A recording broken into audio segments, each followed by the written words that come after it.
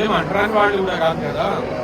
ఈ దేశాన్ని సనాతన ధర్మాన్ని పాటించుకొని రామ్ రామ్ అని ఈనాటికి ఆ రోజు నుంచి ఈనాటి వేల సంవత్సరాలుగా భోగ్ భండారం చేసేవాడు మేమే కదా.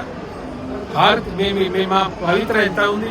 ఆ బంజారా అదే ఆశారాం బంజోతే హాతిరాం బావాజీ ఈనాటికి ఆయన గుడి నుంచే కదా పోయే ప్రసాదం ఇట్లనే పోయేది. ఉత్తర ద్వారం నుంచి పోయి దేవుని దగ్గరికి పోయేది.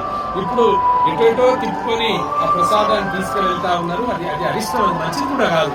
కనుక గౌరవ ముఖ్యమంత్రి గారికి నేను 15 కోట్ల బంజారాలు హాతిరాం బావాజీ భక్తుల తరఫున వారిని ప్రాధేయపడుతున్నాను. సార్ దయచేసి వెంటనే ద్వారం తెరిపించండి, మాకు అవకాశం కల్పించండి. మేము ఆస్తులు అడుగుతలేము సార్, మేము దాంట్లో ఏదో భాగస్వాములు కావాలంటలేము. కానీ హాతిరాం బావాజీ పేరు ఇంకింత ప్రాచుర్యంకి రావాలని ఆధ్యాత్మికుడు ఈ బంజారా సమాజాన్ని కాపాడాలని మీ దయ మీ ఆశీస్సులు ఉండాలని మాత్రమే కోరుతా ఉన్నాను సార్. తప్పనిసరిగా ఇది కనికరించి మాకు వెంటనే మిమ్మల్ని కలిసే అవకాశం కూడా ఇస్తారని ప్రార్థిస్తున్నాను.